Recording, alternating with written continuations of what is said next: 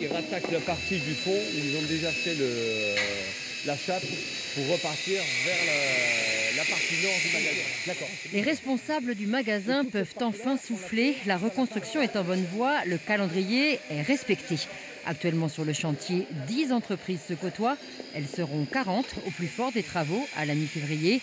Des réseaux informatiques aux 8000 mètres carrés de carrelage, il faut tout refaire.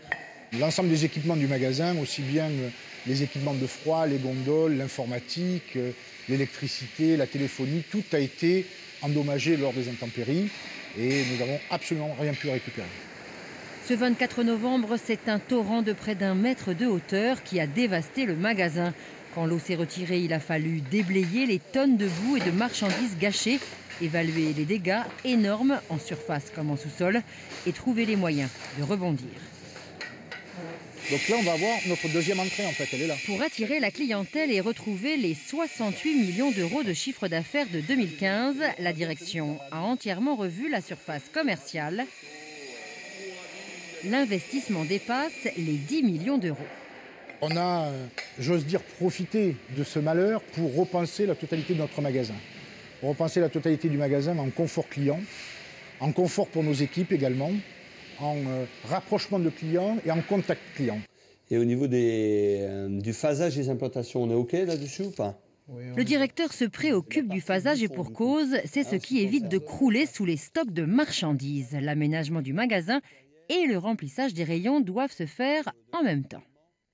On ne pourrait pas finir la totalité du magasin et après réceptionner les marchandises et réalimenter le magasin. Les volumes sont tels que ça serait ingérable.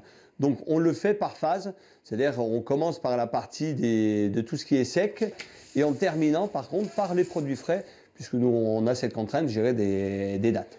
Pour cette tâche, le gros de l'effectif reprendra du service. Depuis les intempéries, les 230 salariés sont en activité partielle. Tous sont payés et restent à la disposition de l'entreprise. Ils travaillent en fonction des besoins. C'est le cas de Vincent et Joseph, respectivement 16 et 32 années de maison. Chargés du réassort du rayon vin, ils sont de retour après 6 semaines d'absence. C'est vrai que ça fait un peu bizarre de se reposer d'abord au mois de décembre, de prendre des congés au mois de décembre, c'est très difficile. Et ça fait un peu bizarre. Mais on s'habitue. Hein. Vous avez hâte que ça rouvre? Oui. Oui. Oui. Oui. Oui. Vous croyez, mais oui, hein, parce que c'est bien à la maison, mais après on s'embête un peu. La réouverture de l'Hyper est aussi très attendue par la quarantaine de commerçants de la galerie marchande. Moins d'une boutique sur 2 a pu reprendre une activité boostée dès le mois dernier par des promotions. Vu que nous sommes en promotion depuis qu'on a ouvert après les inondations, on a du monde, on a une clientèle fidèle. Bon, après les gens viennent quand même. Bon, on ne peut pas dire que ce soit le top parce que bon, au niveau ambiance, c'est quand même assez tristouné.